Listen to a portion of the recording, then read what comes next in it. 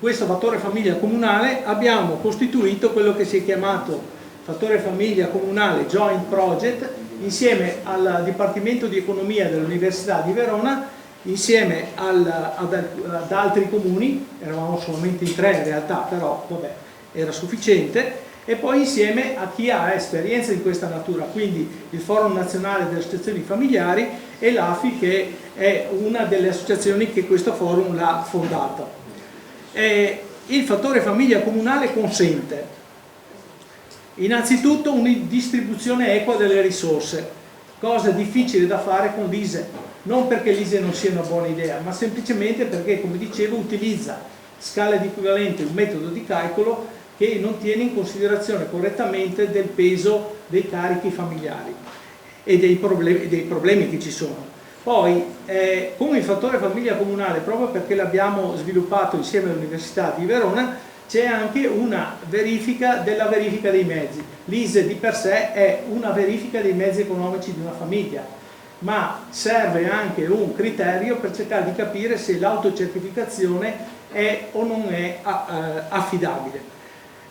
Poi consente di fare delle stime e delle pianificazioni che sono utilissimi, qui parlo da ex amministratore, per gli amministratori, perché con il portale che viene messo a disposizione dal gestore del fattore famiglia comunale si possono andare a prevedere i costi di ciascun servizio, utilizzando dei parametri che consentono di ottimizzare l'intervento in modo da utilizzare tutte le risorse ma non rischiare gli sforamenti di bilancio, che sono ovviamente pericolosissimi. Ma anche risparmiare risorse nel campo delle spese correnti è un errore per un'amministrazione. Se ha delle risorse a disposizione le deve utilizzare a pieno, perché altrimenti vanno a finire in altri capitoli e sono difficilmente utilizzabili. Quindi consente anche il rispetto dei vincoli, ottimizza le risorse e consente all'amministrazione di comunicare direttamente con i cittadini, perché grazie appunto a questo portale, senza aggravare di oneri lavorativi la struttura comunale, c'è un rapporto diretto con la famiglia, che quindi sa diciamo, qual è l'agevolazione a cui ha diritto. Tralascio, ma queste sono le due formule che differenziano fattore famiglia comunale, la parte sotto, e ISEE. Vedete che sono identiche, perché il numeratore non è stato toccato, cosa assolutamente impossibile proprio per il fatto che c'è una legge che regola questo. L'unica differenza è nella scala di equivalenza, cioè al denominatore. Non posso mostrarvi più di tanto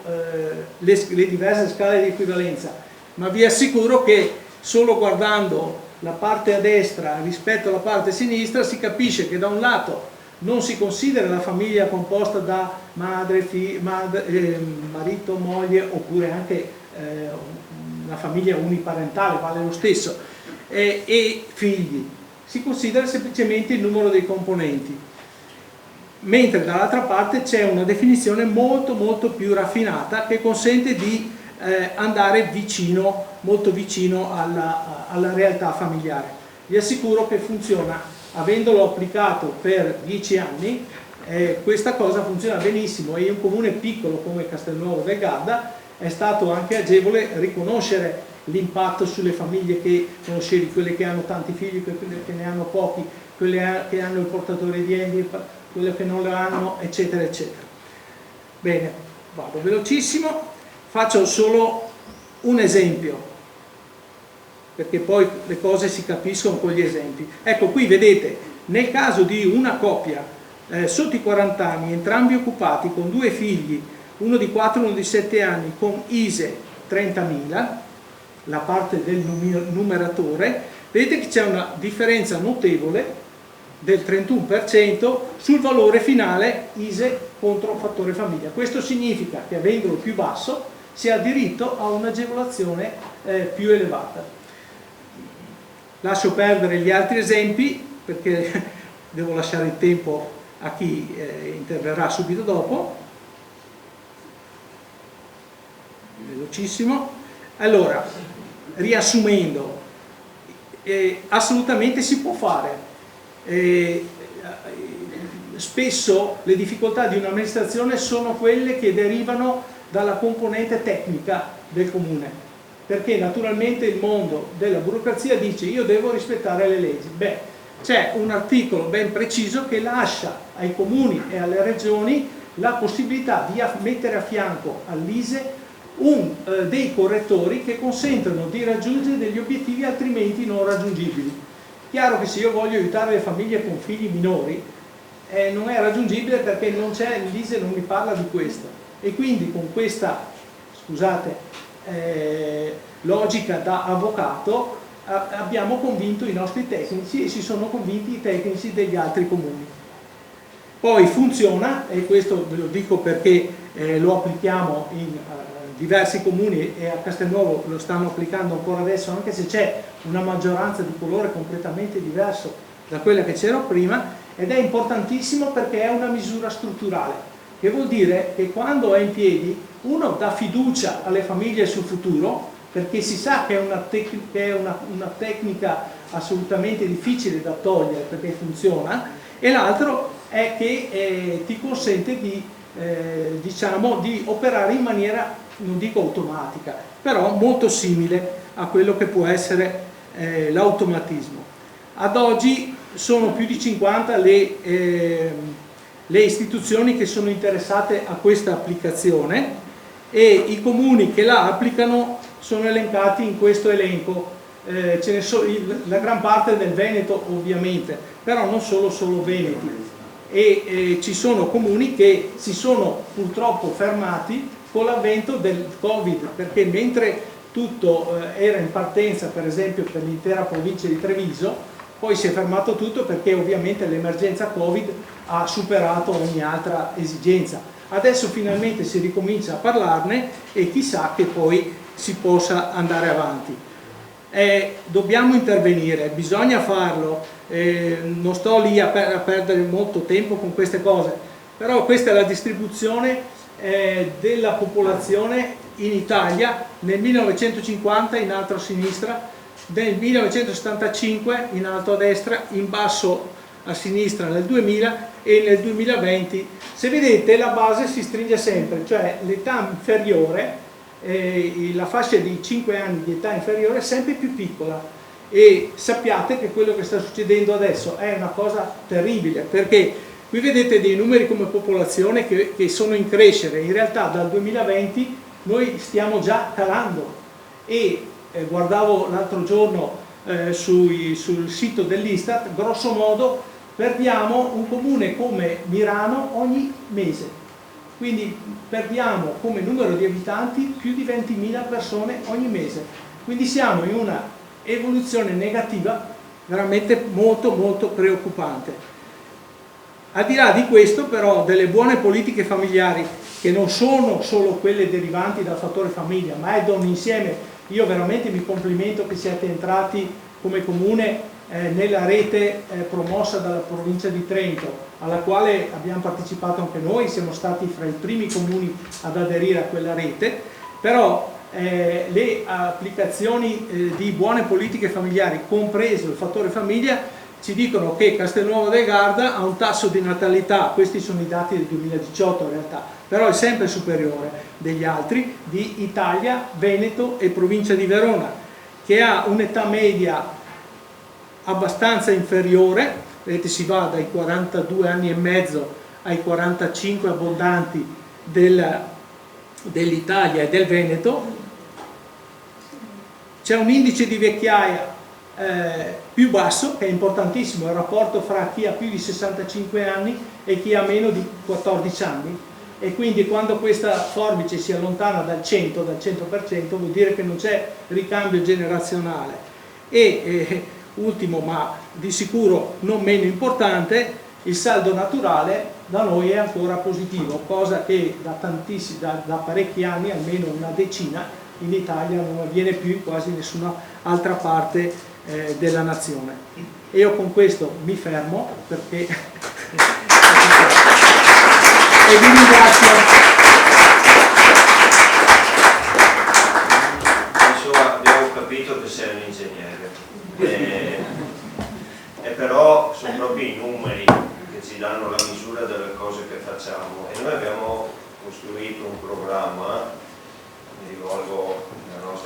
Isra, che visto che hai detto possiamo darci del tu, ti chiamo Elena, e abbiamo costruito un programma, abbiamo conosciuto un sindaco, lo è stato, ma sempre il sindaco rimane, che ci ha fatto toccare con mano un'esperienza concreta, il sindaco di Pesaro, che ci ha fatto vedere come si può fare mobilità sostenibile. Abbiamo conosciuto il sindaco di San Doran, che ci ha fatto vedere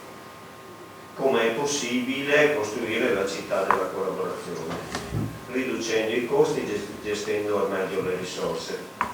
perché noi possiamo crescere solo se lavoriamo insieme, non se siamo dei fenomeni, non se vogliamo primeggiare.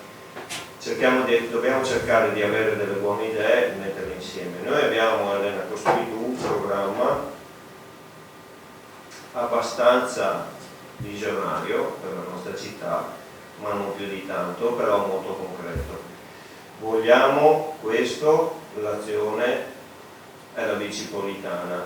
vogliamo la città della collaborazione che vada oltre la città partecipata. Bene, utilizziamo i patti di collaborazione. Vogliamo avere più bambini che nascono,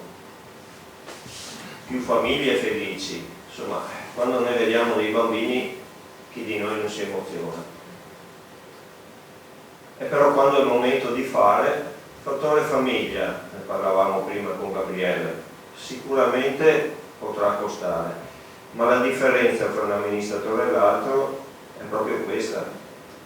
la capacità di impiegare le risorse che ci sono, facendo delle scelte senza dire non abbiamo i soldi, ma dire cosa facciamo con i soldi che abbiamo. Lì faremo la differenza. Noi vogliamo impiegarli a favore delle famiglie. Ovviamente questo è solo uno strumento, molto altro si può fare. Ci racconterà Elena adesso cosa è riuscita a fare in pochissimo tempo, avendo anche fatta, mi permetto di dire, poca politica prima, ma essendoci sporcata per tanti anni le mani all'interno di un'associazione molto importante, che poi la GESCI con chissà quante altre cose aveva fatto. Si può fare la differenza anche in politica, in questo caso qua io credo è stato riconosciuto prima, la differenza è stata fatta e va riconosciuto, adesso sta a noi mettersi insieme.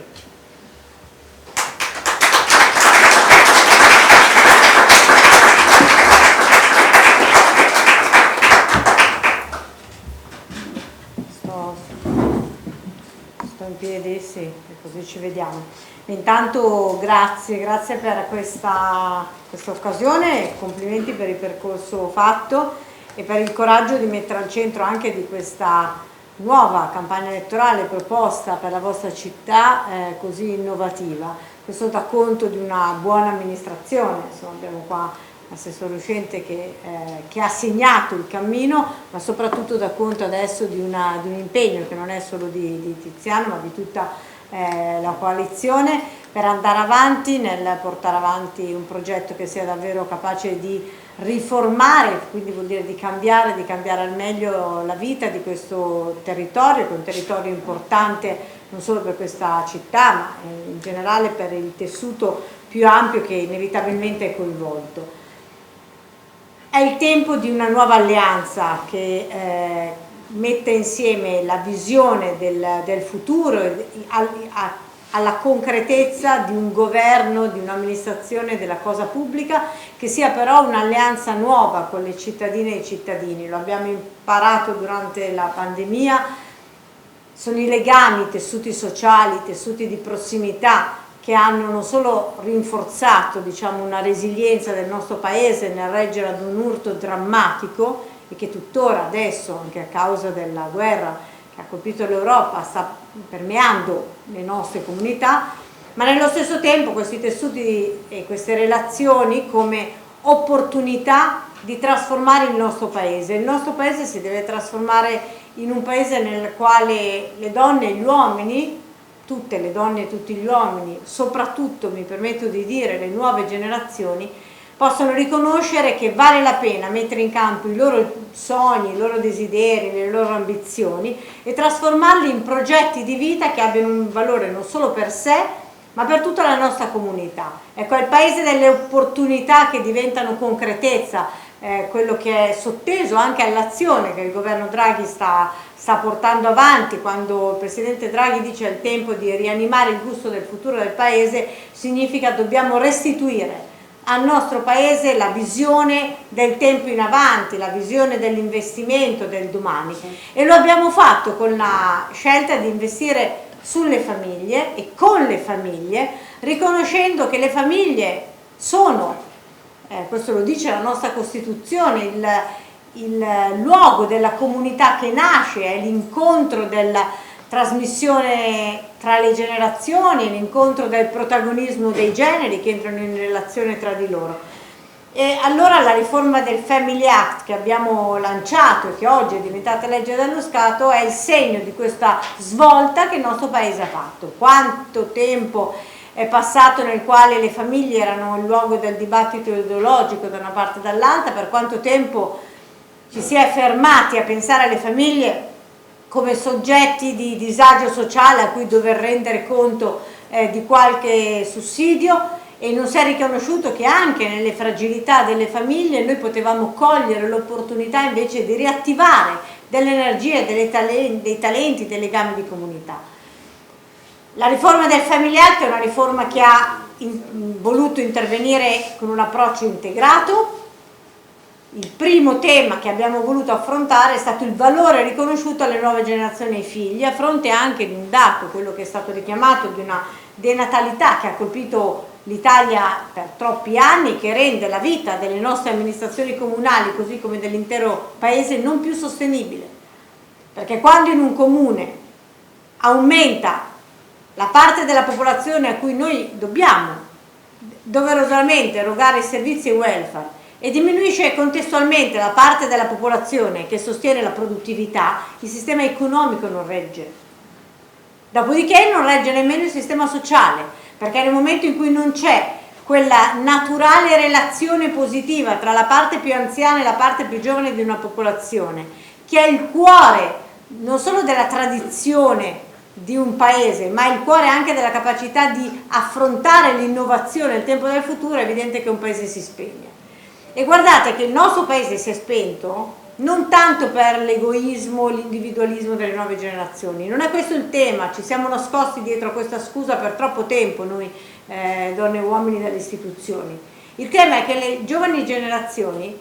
non avevano più la prospettiva del domani, e la scelta della genitorialità, così come la scelta anche di investire in una nuova attività lavorativa o di formazione di progetto personale, si ha il coraggio di farla quando il domani è un domani che noi riteniamo possibile, quando ci immaginiamo cittadine e cittadini del domani,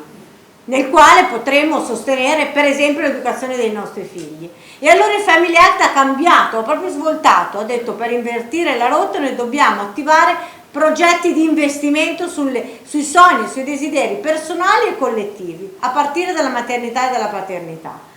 Quindi mai più inibire o costringere una donna a scegliere tra l'essere madre e l'essere lavoratrice. Bravo. Questo ha spento il lavoro, è così, ha spento da una parte il lavoro femminile e dall'altra parte la scelta della maternità. Siamo ultimi in Europa, in entrambi i dati. E allora noi per la prima volta abbiamo voluto investire sui due elementi, libertà di scelta di poter essere genitori e libertà di portare avanti una carriera anche per le donne in modo congiunto, in modo integrato. E questo ha significato: 1. Sostegno economico alle famiglie, 20 miliardi di euro per sostenere le famiglie con i figli mai sono stati investiti nel nostro paese, e non è un una tantum, non è un sussidio. La differenza tra altre misure che portano avanti elementi di sussidio e l'assegno è che l'assegno investe invece in uno strumento che accompagna la progettualità di vita familiare. Faccio un esempio molto concreto. Oggi un genitore sa che nel corso della sua vita sarà sostenuto finanziariamente per l'educazione e la cura dei propri figli, perché è riconosciuto che quell'investimento è un investimento che ciascuno di noi fa a nome dell'intera collettività, perché tutti i figli sono un valore per tutti, proprio per il tema che abbiamo detto prima, e un genitore sa che se anche cambia lavoro, se anche accadrà qualcosa nella sua vita, quell'elemento lo accompagnerà. Prima cosa accadeva? Che Gli sostegni per i figli erano intanto destinati solo ai lavoratori dipendenti e ad alcuni dei lavoratori dipendenti, e che quindi se un lavoratore dipendente decideva per esempio di iniziare un'attività imprenditoriale perdeva il sostegno per i figli.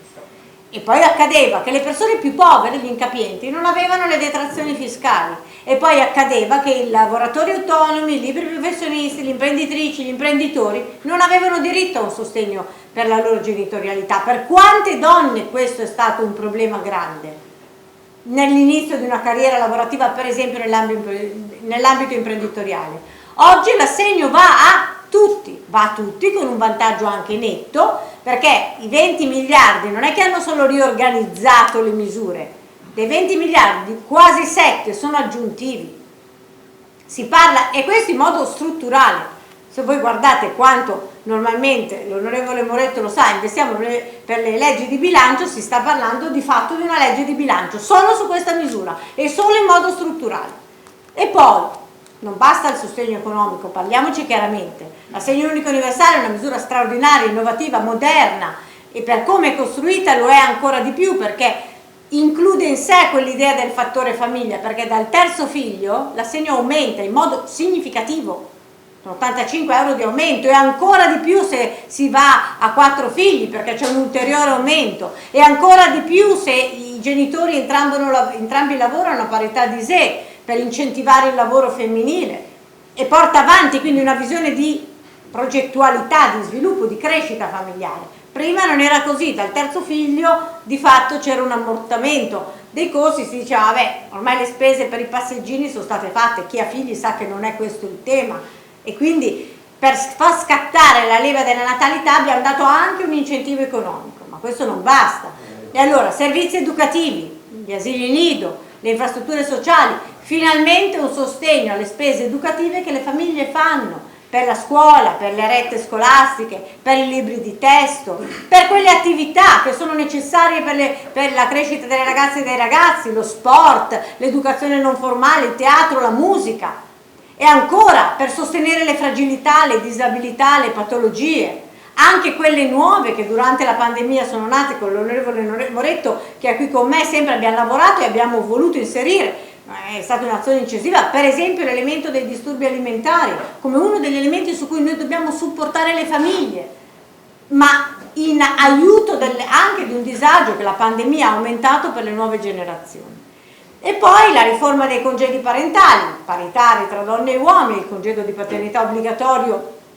prolungato, ma finalmente l'idea che il congedo parentale non è un capriccio del genitore, è un dovere che il genitore esercita a tutela del diritto dei figli, e quindi l'aumento dell'indennità per i congedi parentali, ma soprattutto il punto chiave, l'estensione di questo strumento con forme adeguate anche alle categorie di lavoratrici e lavoratori che non sono dipendenti, e quindi sostegni per esempio per la sostituzione, sostegni per le spese per servizi educativi domiciliari, per i lavori domestici, che devono essere più agevolmente utilizzati e sostenuti economicamente dalle famiglie. Questo attiva lavoro femminile. C'è un grande capitolo che è quello del lavoro femminile, per il rientro al lavoro delle donne dopo la maternità. È appena uscito mezz'ora fa, un'ora fa, un bando da 50 milioni di euro per sostenere le imprese, per accompagnare le donne attraverso formazioni e servizi nella continuità di carriera anche dopo la maternità. Quante donne anche in questo territorio si sono licenziate dopo la nascita del primo figlio? Non accadrà, non deve accadere più. Il nostro obiettivo è che non accada mai più, perché la maternità deve essere un pezzo della carriera femminile, non può essere una discontinuità, perché questo indebolisce il ruolo delle donne, aumenta il gap salariale, diminuisce la possibilità per le donne di raggiungere ruoli di leadership. E il nostro paese, la nostra democrazia ha bisogno delle donne come agenti di cambiamento. E altrettanto con i giovani sostenuti per la casa, per l'affitto. Oggi, finora, per andare per accedere a un mutuo per una giovane coppia bisognava avere una famiglia alle spalle che ti tutelava. Oggi lo Stato, il governo ha introdotto una forma di garanzia per esempio per i mutui per i giovani, per attivare autonomia,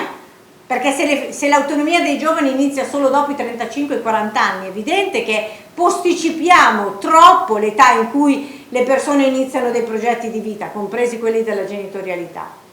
il tema della formazione, degli studi universitari, dell'affitto per le giovani coppie e per gli studenti, il tema dell'inizio di attività lavorative, delle start-up, di inizio di attività imprenditoriali. Ecco, il Family Act crea, diciamo, una visione di paese che decide di investire sulle famiglie come laboratorio fattivo, concreto di futuro. E per farlo,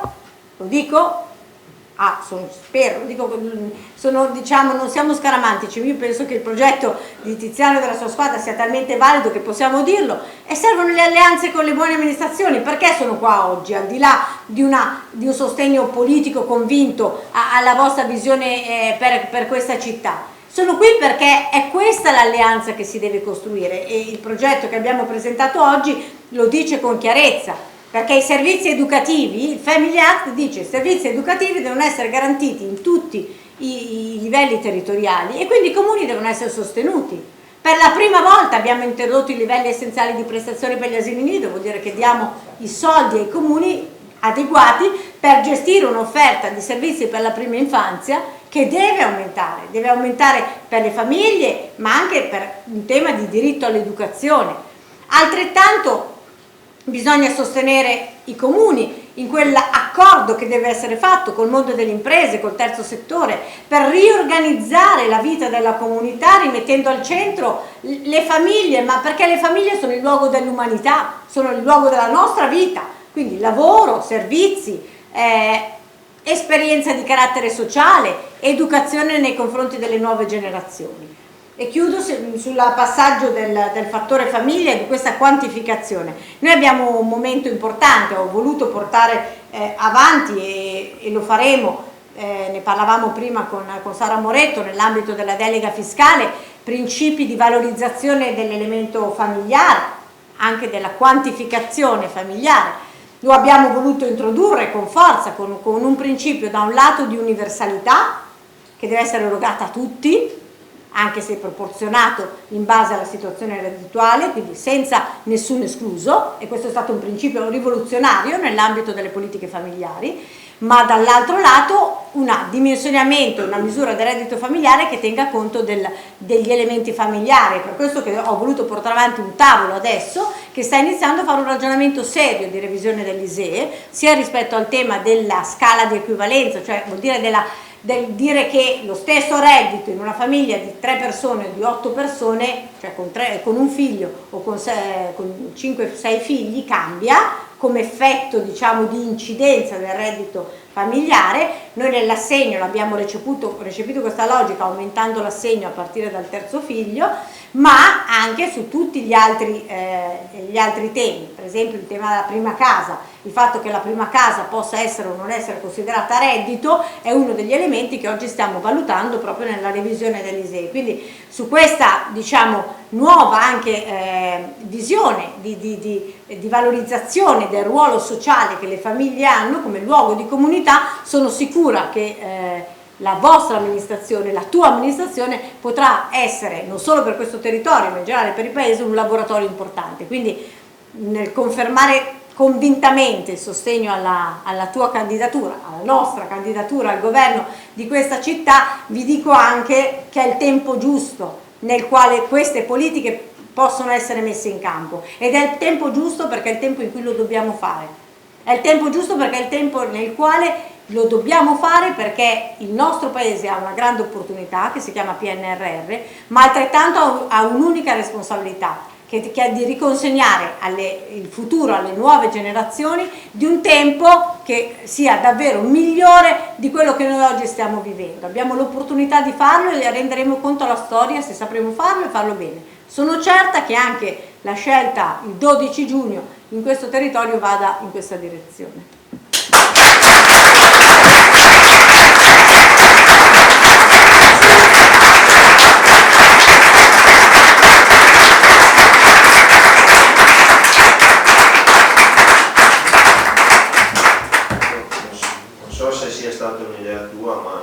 Nella pianificazione che l'amministrazione uscente ha fatto rispetto all'utilizzo di fondi PNRR c'è un nuovo asilo nido con 55 posti che sarà allocato tra l'altro all'interno di una villa storica che verrà recuperata